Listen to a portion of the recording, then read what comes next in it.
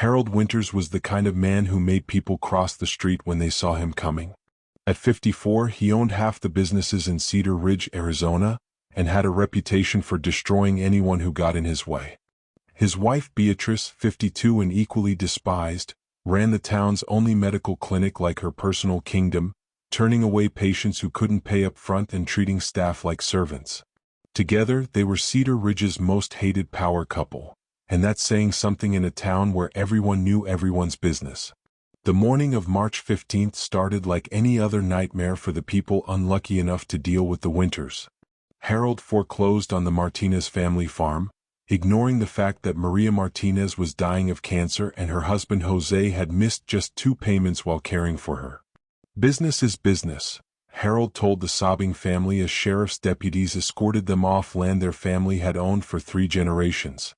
Beatrice, standing beside her husband with a cold smile, added salt to the wound by informing them that the clinic would no longer provide Maria's chemotherapy treatments since they were now homeless and couldn't prove residency. That afternoon, Harold announced his latest scheme at the town council meeting. He wanted to buy the community center, tear it down, and build luxury condos that nobody in Cedar Ridge could afford. The center had been the heart of the town for 40 years, hosting everything from kids' birthday parties to senior citizen bingo nights. But Harold saw dollar signs where others saw memories. When elderly Tom Fletcher stood up to protest, pointing out that his late wife had helped build that center with her own hands, Harold laughed in his face. "Your wife's dead, old man. Time to stop living in the past and start living in reality." "My reality." The room erupted in angry shouts, but Harold and Beatrice just smiled. They fed off the hatred like vampires feeding off blood. It gave them power, made them feel superior to what Harold called the peasants of Cedar Ridge. They had money, they had influence, and they had each other. What more did they need? But behind their united front, cracks were showing. Beatrice had been asking too many questions about Harold's business dealings lately. She'd noticed mysterious transfers, secret meetings, and a lot of cash that didn't match their official income. Harold, meanwhile, had discovered that Beatrice had been slowly moving money into accounts he didn't know about. Neither trusted the other, but they kept up appearances because their marriage was another weapon in their arsenal of control. 3 days after the town hall disaster, Harold surprised everyone by announcing that he and Beatrice were taking a second honeymoon to the Grand Canyon. "We've been working so hard for you people," he told the local newspaper with his trademark smirk, "that we deserve a little romantic getaway." The announcement made most people sick to their stomachs. The idea of Harold and Beatrice being romantic was like imagining 2 scorpions trying to hug. They left town on March 18th in Harold's brand new silver Jeep Wrangler, the same vehicle he'd bought with money from selling the Martinez farm. Beatrice wore her most expensive jewelry, including the diamond necklace Harold had given her for their 20th anniversary, reportedly worth more than most people in Cedar Ridge made in a year. They told people they'd be gone for a week, staying at the Grand Canyon Lodge and taking romantic hikes along the rim trails. But Harold and Beatrice never made it to the lodge. They never checked in, never called, and when their week was up, they never came home. The first sign of trouble came when Harold missed an important business meeting on March 25th. Harold never missed meetings, especially ones involving large sums of money.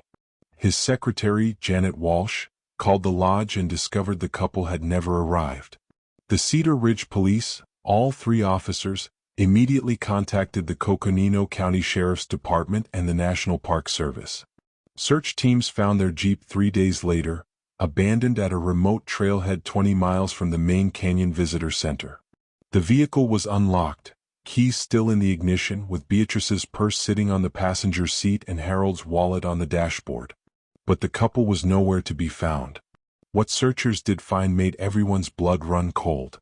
Scattered around the Jeep were pieces of torn clothing, a broken water bottle, and dark stains on the rocks that forensic tests later confirmed as human blood. Beatrice's expensive sunglasses lay crushed near the trail entrance, and Harold's business phone was found smashed against a boulder 50 feet away, as if it had been thrown in anger or desperation. The search operation lasted 2 weeks and involved hundreds of volunteers, helicopters, and even specialized cave rescue teams. They combed every inch of the surrounding canyons, followed every trail, and checked every possible hiding spot. But Harold and Beatrice Winters had vanished without a trace, leaving behind only questions, blood stains, and a town full of people who weren't sure whether to mourn or celebrate. If you can't stand people like Harold who destroy families and communities for profit, hit that subscribe button. Only heartless bullies won't subscribe. The case quickly became a media sensation, not because people loved the missing couple, but because everyone had theories about what really happened. Most folks in Cedar Ridge figured Harold had finally pushed the wrong person too far, and someone had decided to take justice into their own hands. Others speculated that Harold had killed Beatrice for her money, then staged his own disappearance to avoid prosecution. A few conspiracy theorists even suggested that the couple had faked their deaths to escape with stolen money, though the blood evidence made that theory seem unlikely. Detective Ruby Santos had worked missing persons cases for 15 years, but nothing prepared her for the circus that surrounded the Winters' disappearance. Within hours of the story breaking, news vans lined the streets of Cedar Ridge like vultures waiting for fresh meat. Reporters knocked on doors, desperate for anyone willing to share their Harold and Beatrice horror stories, and trust me, everyone had at least 3. The investigation revealed disturbing details about the couple's final days. Security footage from a gas station in Flagstaff showed Harold and Beatrice arguing violently beside their Jeep, with Beatrice throwing what appeared to be papers at Harold's face before storming back to the passenger seat. The timestamp read March 18, just hours before they vanished. Store employees remembered the incident because Beatrice had screamed loud enough to shatter glass, calling Harold a lying snake and threatening to expose his dirty secrets to the world. Ruby interviewed everyone who had recent contact with the couple, and the stories painted a picture of 2 people on the edge of destroying each other. Harold's business partner, Kevin Nash, revealed that Harold had been acting paranoid for weeks, constantly looking over his shoulder and making cryptic comments about people being out to get him. Meanwhile, Beatrice's personal trainer, Lisa Chen, said Beatrice had been taking self-defense classes and asking strange questions about how to disappear without leaving a trace. The financial investigation uncovered Harold's web of corruption that went deeper than anyone imagined. He had been stealing money from client accounts for years, using his position as the town's most trusted financial advisor to rob people blind. Retirement funds had been emptied, college savings accounts had vanished, and insurance settlements had been redirected to Harold's personal accounts. The total amount stolen exceeded $3 million, money that belonged to hardworking families who had trusted Harold with their life savings. But Beatrice wasn't innocent either. Ruby discovered that she had been running her own scams through the medical clinic, billing insurance companies for treatments that never happened and charging patients for medications she never ordered. She had also been blackmailing several prominent citizens who had come to the clinic for embarrassing medical issues, using their secrets to gain favors and inside information that she passed along to Harold. As news of their crimes spread, public sympathy for the missing couple evaporated completely. Social media exploded with angry posts from victims sharing their stories.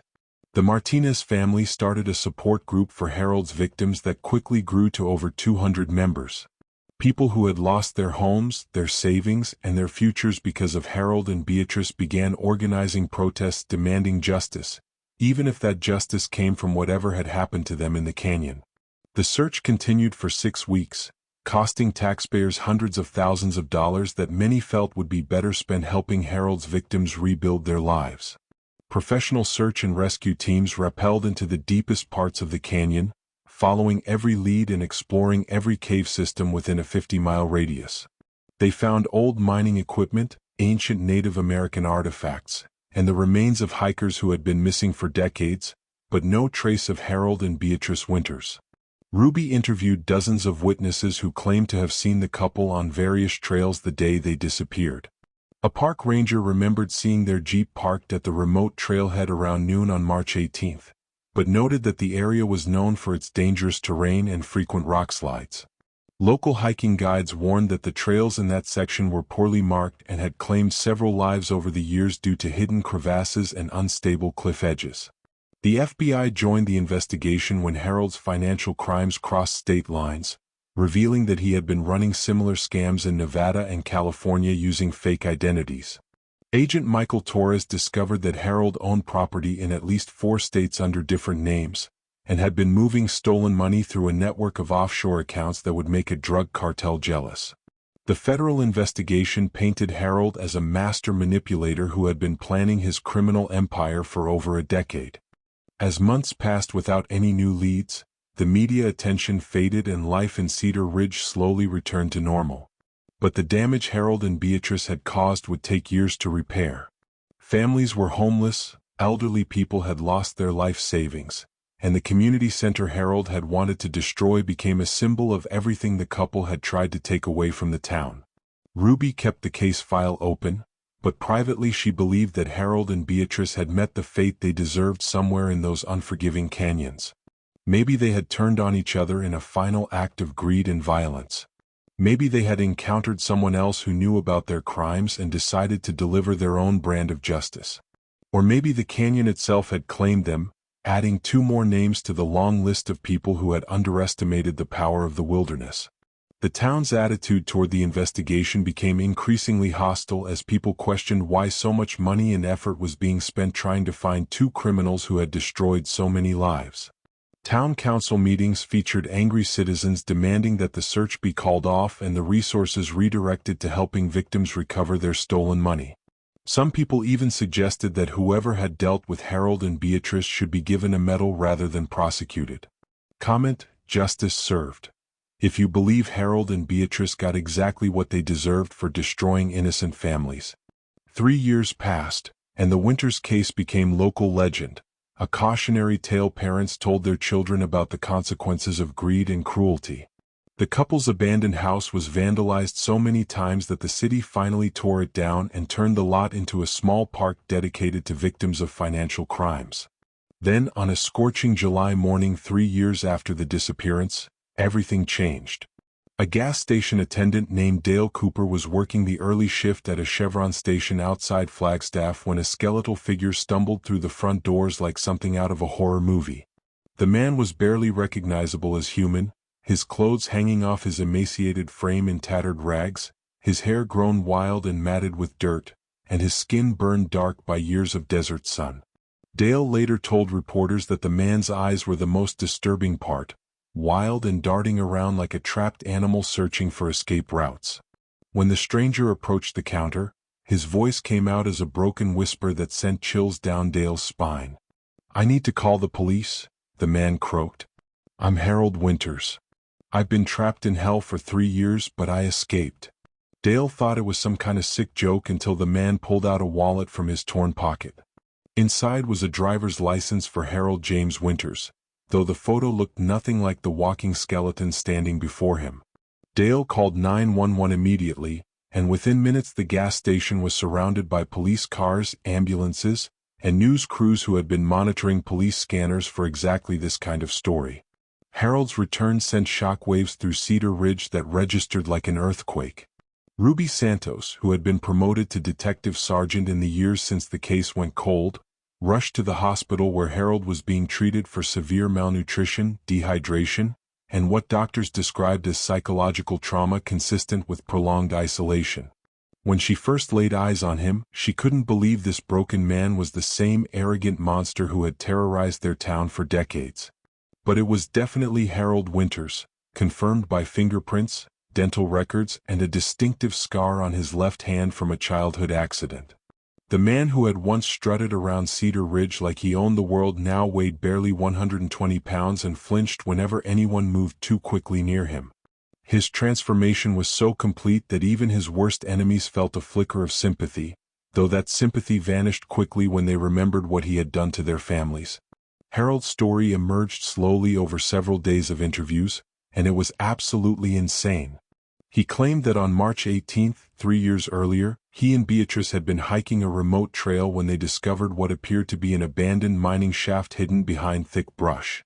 Beatrice, always curious about anything that might contain valuables, had insisted they explore the opening despite Harold's protests about safety. According to Harold, they had rappelled down into the shaft using rope they found at the site, but a rockslide had sealed the entrance above them, trapping them in a vast underground cave system. He described wandering through pitch-black tunnels for days, surviving on rainwater that dripped from the ceiling and eating insects, roots, and anything else they could find. The story sounded like something out of a survival movie, but Harold told it with such haunting detail that even skeptical investigators found themselves listening. The most heartbreaking part of Harold's account involved Beatrice's death, which he claimed happened about 6 months into their underground nightmare. He said she had fallen into a deep crevasse while they were exploring a particularly treacherous section of the cave system, and despite his efforts to reach her, she had died from her injuries. Harold claimed he had been forced to leave her body behind and continue searching for another way out, driven by pure survival instinct and the desperate hope of seeing daylight again. Harold insisted he had finally found an exit just 2 weeks before his appearance at the gas station, emerging from a crack in the rocks more than 30 miles from where they had originally entered the underground system. He said he had been wandering the desert for days, disoriented and barely alive, before stumbling onto the highway that led him to Dale's gas station. But Ruby Santos had been a detective too long to accept any story at face value, especially one told by a man who had built his entire life on lies and deception. She began poking holes in Harold's account almost immediately, starting with the most obvious problem.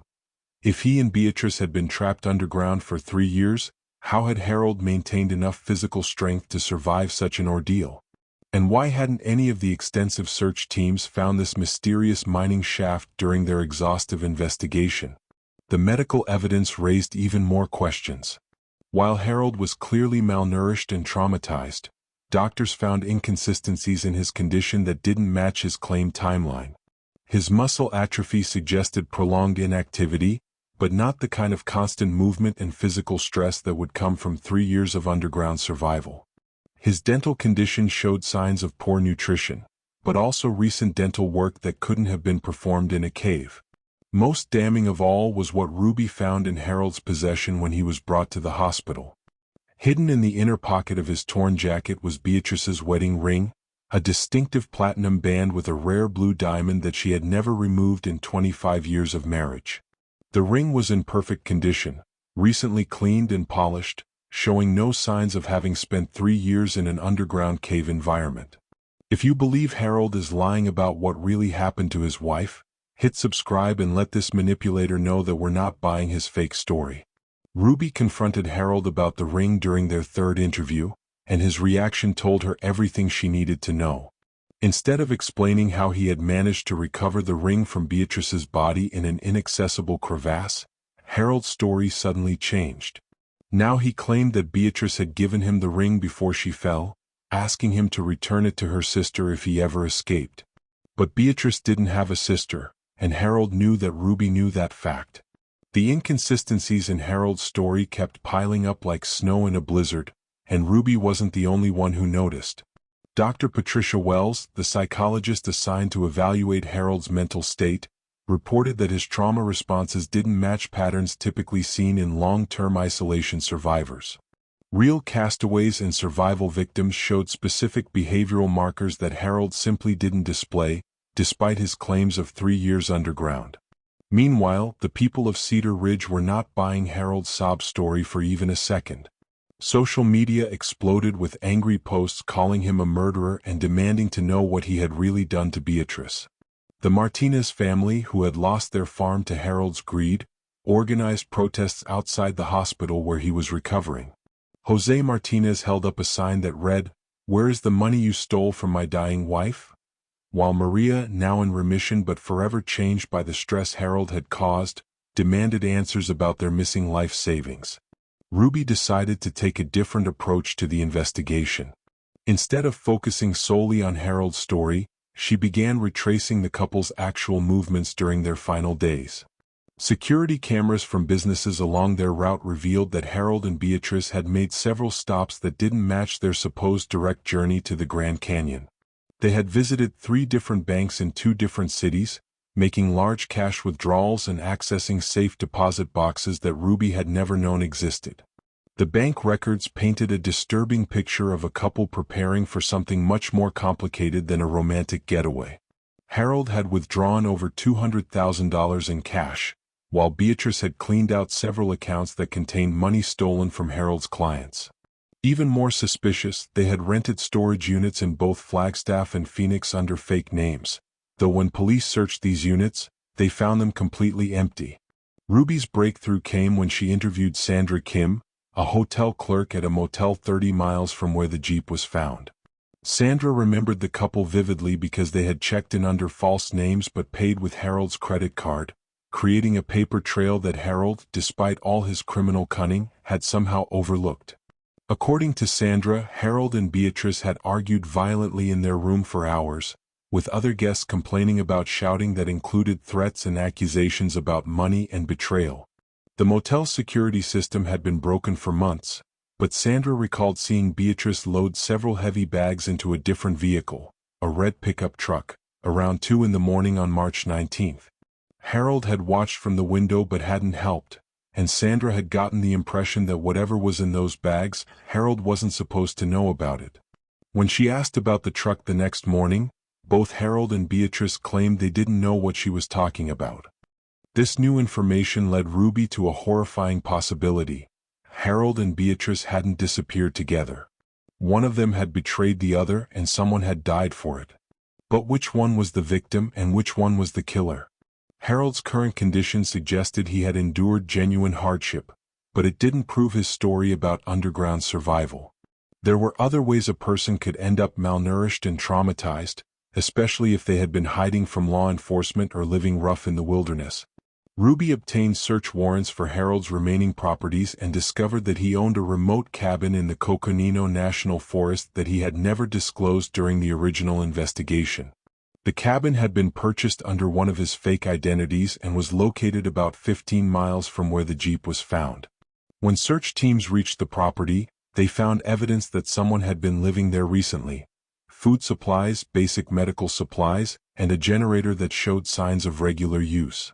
Most damning of all, they found a journal hidden in the cabin's floorboards, written in Harold's distinctive handwriting. The entries, dating from just after the couple's disappearance, told a very different story than the one Harold was telling investigators. According to his own words, he and Beatrice had planned to fake their deaths and disappear with their stolen money, but Beatrice had tried to double-cross him at the last minute, planning to take all the money and leave him to face the consequences alone. The journal entries described Harold's rage when he discovered Beatrice's betrayal, and his decision to make her pay for treating me like a fool. The final entry, dated just 3 days after their disappearance, was the most chilling. "She won't be stealing from anyone ever again. Now I just need to wait long enough for people to stop looking, then I can start over somewhere new with a different name." But Harold's plan had gone wrong somehow. Instead of disappearing cleanly with the money, he had ended up trapped in his own web of lies, forced to live like a hermit in the wilderness while federal investigators froze his accounts and seized his properties. His dramatic return wasn't the result of escaping from an underground prison. It was the desperate act of a man who had run out of options and needed medical attention before he died of starvation in the woods. Like this video if you think Harold deserves to rot in prison for what he did to Beatrice and all the families he destroyed. Ruby confronted Harold with the journal during their next interview, and his carefully constructed facade finally cracked. Instead of maintaining his survival story, Harold broke down and admitted that he had been living in the cabin for most of the past 3 years. But he still insisted that Beatrice's death had been an accident, claiming she had fallen during their argument and hit her head on a rock. According to this new version, he had panicked and hidden her body, then staged the scene at the trailhead to make it look like they had both vanished. But Ruby knew Harold was still lying because the journal entries told a different story, and she had one more piece of evidence that would expose the truth. Ruby's final piece of evidence came from an unexpected source: Beatrice herself. While searching Harold's cabin, investigators had found an old cell phone hidden in a coffee can buried behind the building. The phone belonged to Beatrice, and when technical experts recovered the data, they discovered she had been secretly recording conversations with Harold for months before their disappearance, apparently gathering evidence of his crimes for her own protection. The most devastating recording was from March 18, the day they vanished. Beatrice's voice, clear and determined, could be heard confronting Harold about money she had discovered missing from accounts she thought were secure. But this wasn't the argument of a woman planning to steal money herself. It was the voice of someone who had finally realized the full extent of her husband's betrayal and was threatening to turn him in to authorities. "You stole from the cancer fund, Harold," Beatrice's voice accused on the recording. "Those people trusted us with money for their medical treatments, and you took it to pay for your gambling debts. I'm done protecting you. I'm calling Detective Santos tomorrow morning and telling her everything." Harold's response was a cold laugh that sent chills through everyone who heard it. "You're not calling anyone, Beatrice. You think I don't know about your little escape plan? You're just as guilty as I am." The recording captured their final argument in horrifying detail. Harold accused Beatrice of planning to disappear with stolen money, while Beatrice fired back that she had only moved the money to protect it from Harold's gambling addiction and reckless spending. Their voices grew more heated as Harold realized that Beatrice wasn't planning to run away with him. She was planning to run away from him and turn him in to save herself. The last few minutes of the recording were barely audible, with sounds of struggling and Beatrice screaming for help. Then Harold's voice, breathing heavy, saying words that would haunt everyone who heard them. "Should have minded your own business, Beatrice. Should have stayed loyal to your husband." The recording ended with the sound of something heavy being dragged across rocks. Ruby played this recording for Harold during what would be their final interview, and his reaction confirmed everything she had suspected. Instead of shock or surprise, Harold's face showed only defeat and resignation. He had been caught in his own web of lies, trapped by evidence he never knew existed.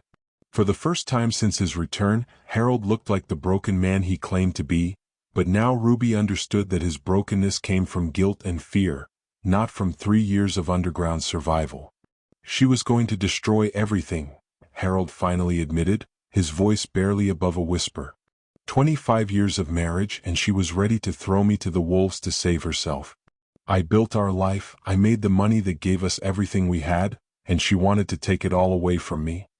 His confession poured out like poison from an infected wound, revealing the narcissistic rage that had driven him to murder his own wife.